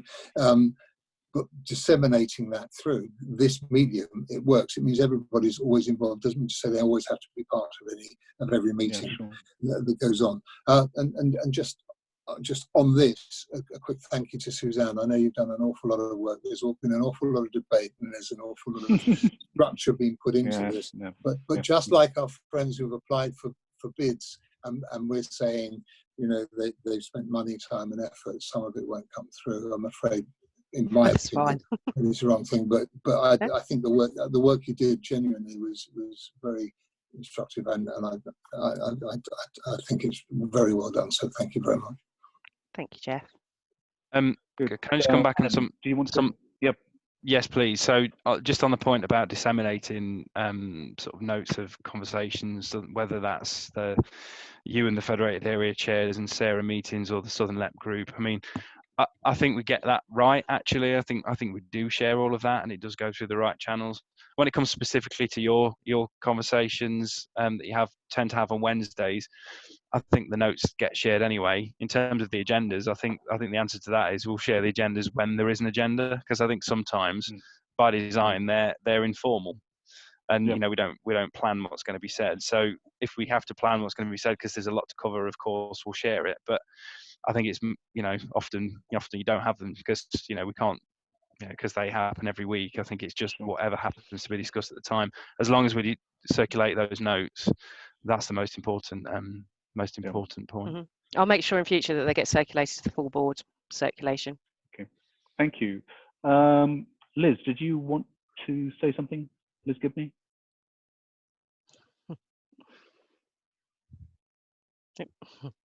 No? Liz? No? Okay. In that case, Graham. Yeah. Oh, you're on mute, Graham. Graham, you're on mute. I just really quickly wanted to say that I think that's absolutely fantastic that we're going to circulate all those minutes more widely. I just don't want it to inhibit the informality of those meetings, which I find hugely valuable, ability to just discuss and push. We don't want that to be constrained. I think that would be a great shame if we did that, because we're trying to set up agendas or circulate too widely or those sorts of things. Okay, good. So in that case, we will not have a COVID crisis, but we will meet, certainly the strategic board will meet, we'll put a date in the diary for May. We'll investigate why councillors Chambers and Woodley had difficulties getting in. I think we've got both of them actually sorted now, but they can't now. We're towards the end, but I think we'll be good to go for next time. It's just some hardware issues. Okay, good. So in that case, that concludes item 7. Item 8 is the coastal prospectus. Adam. Thank you, Chris. I didn't really want to talk for very long on this particular item. I just want, because you know the strategy and the covering paper speaks for itself. I think this is a really strong piece of work. The coastal prospectus has been bought into by a vast range of districts and boroughs across the area. It's been supported by a sector support fund, which, you know, things like this were the point of sector support fund in the first place, which is about, you know, making the case for specific sectors. And in this case, you know, this document provides a really strong articulation of some of key messages and big issues that we would want to amplify, understand ourselves, but obviously communicate to government as well. I think in the context in which we're currently operating means that the messages, the issues in there are only made more important. Some of the issues are exacerbated by what's going on around us at the moment. So really, I think it makes absolute sense for the board, in my opinion, to endorse the prospectus. We're very clear that adopting it really applies to all areas of the LEP, which is indicated in 3.4 of the report. This is obviously a really important thing to note. This is something we will take as a LEP in the round. And clearly there's a good alignment with the, albeit just existing draft of the list, which gives a good emphasis on coastal issues. We don't expect that will disappear though when we update things. And as I've said, in the context of this prospectus, at least, a lot of the issues only become more apparent as the economy is affected by COVID-19. So we're really pleased with it. I think it represents a really strong joint effort from a number of people. I think officers, particularly at Hastings and tendering councils, were very active in pushing this piece of work forward. I know that they'd all be very keen for me to speak about the importance of this strategy now and moving into the future. So really, I just wanted to commend it to the board, seek the board's endorsement of it, and then we can use it as part of our economic narrative as we move into what continue to be uncharted waters. So thank you, Adam. I mean, the point I would make about this, and you've kind of alluded to it, is that whenever we've had financial or economic crises in the past, it's always been the poorest parts of society that do worst and come out of it more slowly and with more difficulty than other parts. And clearly, in our area, the coastal regions, you referred to tendering and you've referred to other areas, Folkestone, for example, or Hastings. Those are some of our most challenged communities in the whole of the United Kingdom. And so all I'm saying is that we need to review the coastal prospectus in the light of what happens in COVID, how we come out of COVID, because the chances are most likely that our most challenged regions, and our coastal areas are our most challenged regions, will have particular problems. And we can't know what those might be at the moment, depending on how the lockdown goes and when it's lifted.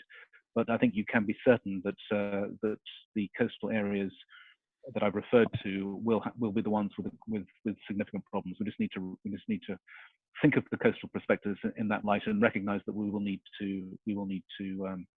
need to adjust it. Okay, Joe, I had Joe's hand, I think, was up. Anybody else? Yeah, we've got five at the moment, Chris. So okay. We had Councillor Gledhill, Joe, Perry, Graham, and Matthew. So Councillor Gledhill, Perry, Graham, and Matthew. Okay, so Joe, you're first. Yeah, I think you've just mentioned one of the points I was going to raise, which is obviously in view of COVID-19, I think that there will need to be some amendments to it. But overall, I thoroughly endorse the ambition within the document. I think it's an excellent and much needed document, but just one thing I would say, we need to ensure some of the content that's in there and some of the actions that we don't actually duplicate activity that's already on the ground. Yeah. Particularly if just one, for instance, is the no use empty. That's already going in Kent. So we just need to be sure we don't have duplication or we dovetail in with what's already on the ground. Thank you, Joe. Good points. Rob. I think Rob's put his hand down. I don't know if he... Rob, you wanted to say something? No? Okay. Sorry, keep all your fat fingers. Yeah. Okay, thank you, Rob. Perry.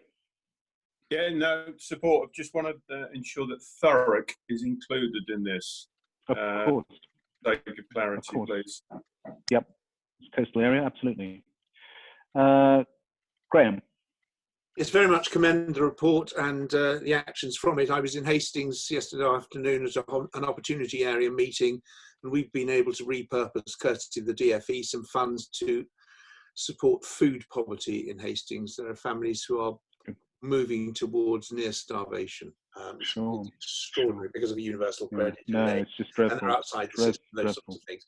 So this sort of building back again is absolutely critical. And just if I may, pay a very quick colleagues who were involved with the coastal prospectus will realise a lot of the work was driven by Simon Hubbard from Hastings, who's now stepped down from his post.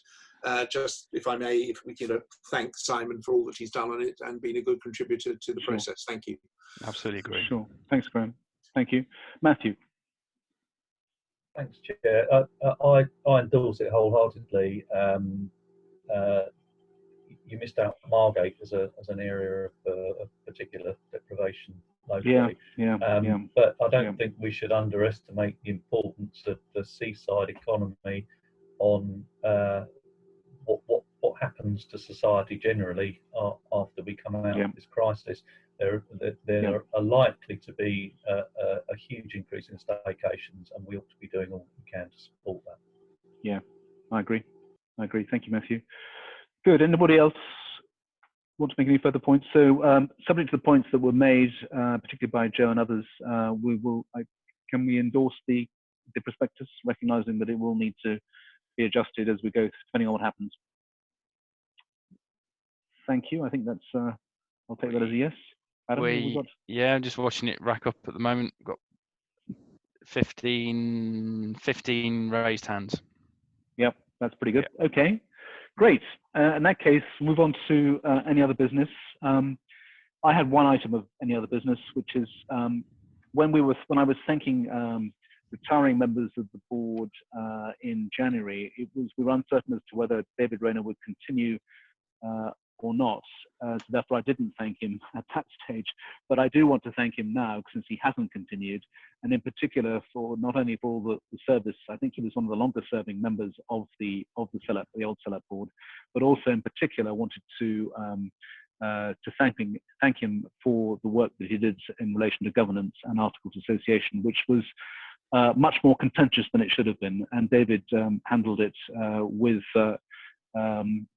he handled it well. So I particularly wanted to make sure that we recognised in the minutes that David's contribution to CELAP over many years.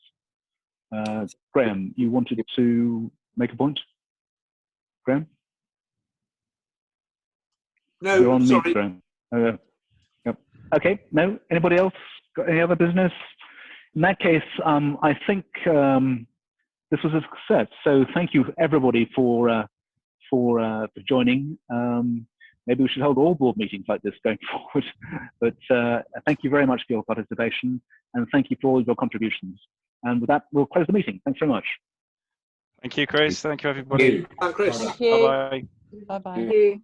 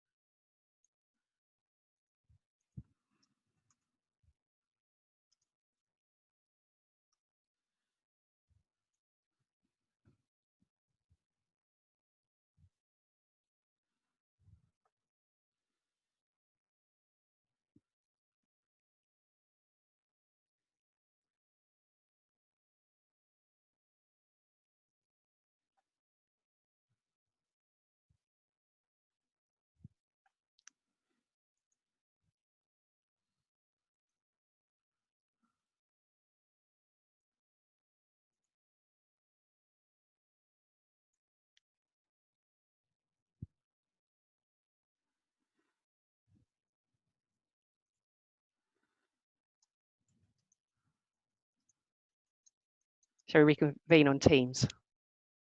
I've just got to download the recording, so it might be a while. Speak to you in a sec. Yep. Bye-bye. Bye.